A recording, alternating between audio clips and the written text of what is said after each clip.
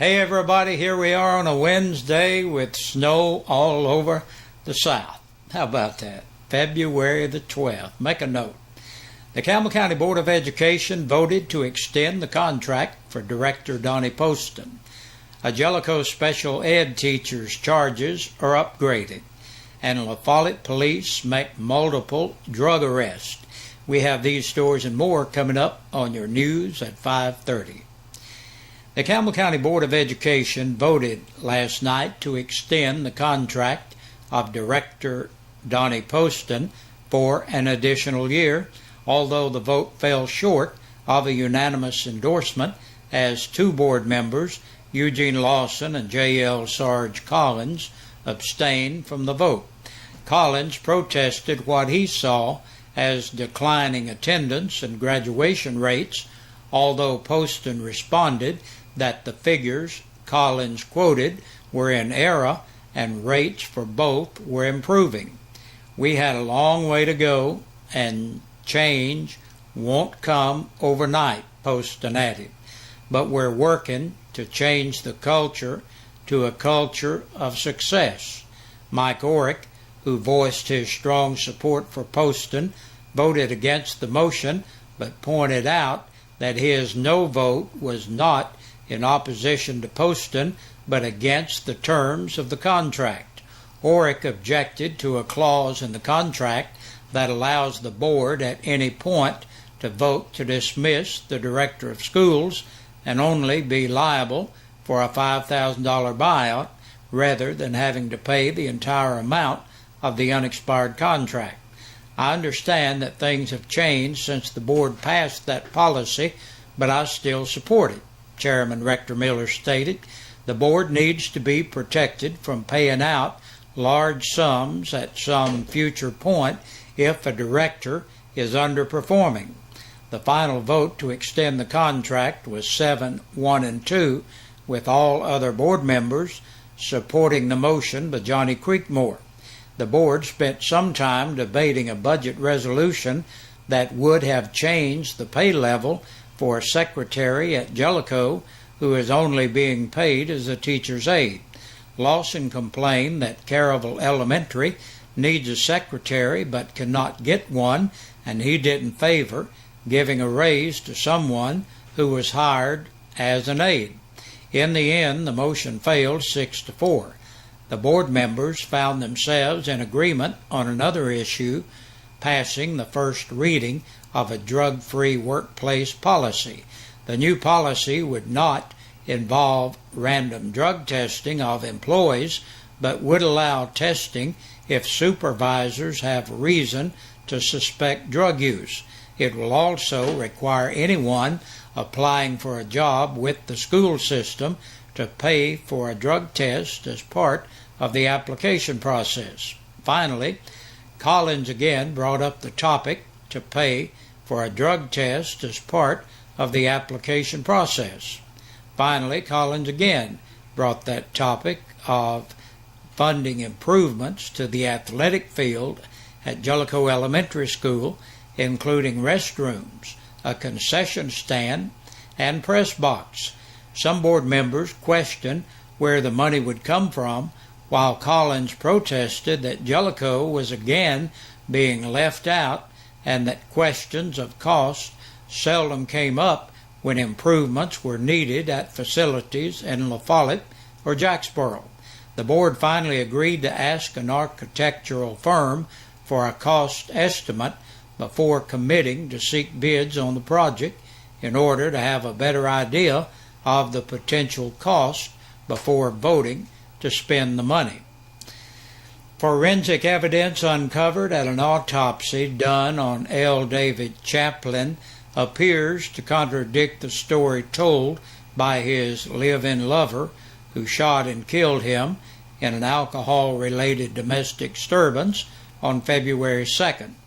According to a Campbell County Sheriff's report brought to WLAF on Tuesday afternoon, a Jellicoe High School special education teacher, Lisa Elliott, age 47, of Elk Valley, was arrested after the fatal shooting of her 53-year-old fiancé and transported to the county jail, where she was originally held in lieu of a $150,000 bond. However, Elliott's bond was reduced to a $100,000 secured bond, and she was released from the county jail on February 7th. The arrest report and updated warrant state that Deputy John Long personally observed an autopsy done by UT Chief Medical Examiner Dr. Darinka Musalim on February 3rd, and that forensic evidence uncovered at the autopsy appears to contradict the defendant's version of the incident. In the sheriff's report, Elliott told deputies that Chaplin had locked her out of the residence that night during their argument, and that she went to the window and allegedly observed Chaplin standing at the window with a gun in his hand. Elliott stated to deputies that Chaplin eventually led her back into the residence, where they continued the argument. According to Elliott's statement, Chaplin then took a .38 caliber handgun out of his pocket, and there was a struggle for the weapon. During the struggle, the gun went off, and Chaplin allegedly said, "You've shot me," according to the arrest report. She also reported that he had thrown the weapon after he had been shot. Deputies recovered a .38 caliber handgun from the top of the bedroom closet. The revolver had one spent round and 3 unspent rounds in the cylinder. The original 911 phone call that Elliott placed around 4:54 a.m. on Sunday morning shows that she told the dispatcher Larry David Chaplin had been shot. The dispatcher asked her who had the gun, and she responded, "I had the gun. I have locked it up right now." The dispatcher then asked her, "Was he trying to shoot you?" And she replied, "No. He was trying to dare me to shoot him." According to Chief Deputy Aaron Evans, late day Tuesday, Elliott's charges with criminal homicide were updated to second-degree murder by the judge. The change in charges stems from testimony by police officers and a request by the district attorney. The case is bound over to the grand jury. Chaplin died just before 5 a.m. on Sunday, February 2nd, at his King David Lane home in Elk Valley. Elliott had a court appearance yesterday, February 11th. And multiple drug arrests were made in La Follette over the past week. According to arrest reports, Katie Goins, age 20 of La Follette, was arrested February 7th after officers observed her walking unsteadily down South 4th Street. After stopping her on Sharps Lane, officers performed a sobriety test on her, which she failed. Goins also told officers she had Suboxone in one bra before removing it and turning over a partial strip of the prescription medication. Officers also found a hard yellow substance inside a Marlboro cigarette package believed to be a possible Schedule III controlled substance. The unknown substance, along with the Suboxone, was sent to the lab for identification. Goins was charged with possession of a Schedule II and Schedule III controlled substance. Nathaniel J. Saylor, 32 of Jacksboro, was arrested along with Goins. He was also walking in an intoxicated manner, twitching and jerking his arms and staggering on and off the sidewalk, according to the arrest report. After Saylor gave officers permission to search him, they found a needle, and Saylor admitted to shooting up with Suboxone. After Saylor was arrested and transported to jail, officers recovered part of a Suboxone strip in his wallet, as well as 2 coffee filters inside his sock with white powder in them. And also arrested on February 7th was Patrick Thomas Anderson, 25 years old, from La Follette. He was arrested after being stopped for having no tail lights on his vehicle.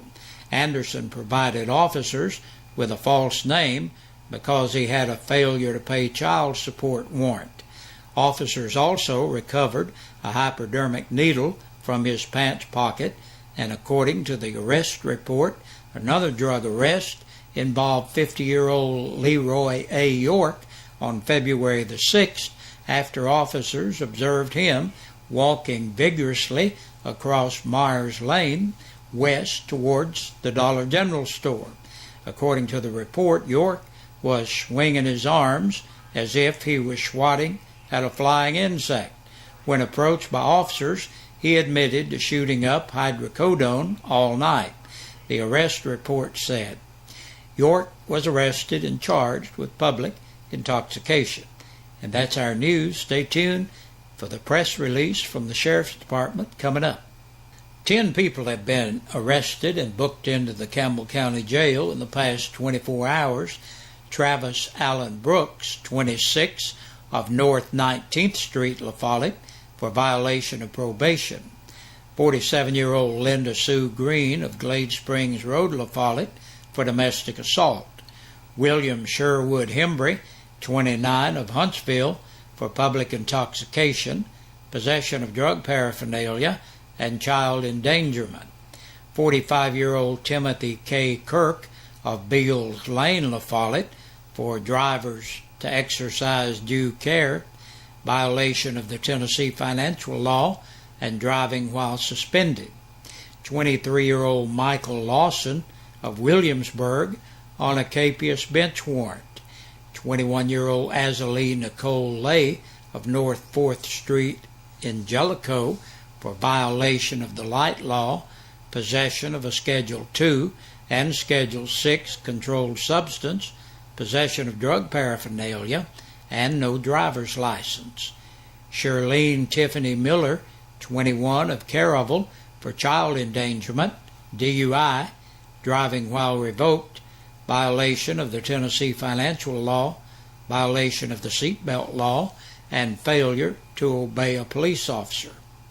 Bradley Thomas Mullins, 24, of Springfield Lane in Jacksboro, for DUI and simple possession of marijuana. 33-year-old Jonna Deshay Ogg of Davenport Road, La Follette, for public intoxication, possession of a Schedule V controlled substance, introduction of contraband into a penal facility, and possession of drug paraphernalia. And last today, Christopher Allen Thompson, 25, of La Follette, on an attachment for child support. And that's this Wednesday's edition of our news. Stay tuned, and please join us back here again tomorrow about this same time. Hey, Big Josh with you once again on this Wednesday, looking at our Birthday and Anniversary Club. Our Birthday and Anniversary Club is brought to you by your friends here at WLAF and Eastside Pizza and Deli. They're located in the Food Lion Center. Stop by and pay them a visit and try some of that delicious food they have, and tell them you heard about it right here, will ya? Today's birthdays, Christian Monday's celebrating. Happy birthday, Christian. Dennis Poole has a birthday. Happy birthday to Dennis. And Marilyn Kalen is having a birthday today. Happy birthday to you, Marilyn. Yesterday, Tracy Young celebrated. Happy belated birthday to Tracy. And today's anniversary, Derek and Missy Steiner are celebrating. Happy anniversary to you, Missy and Derek. We hope you all are having a great day too.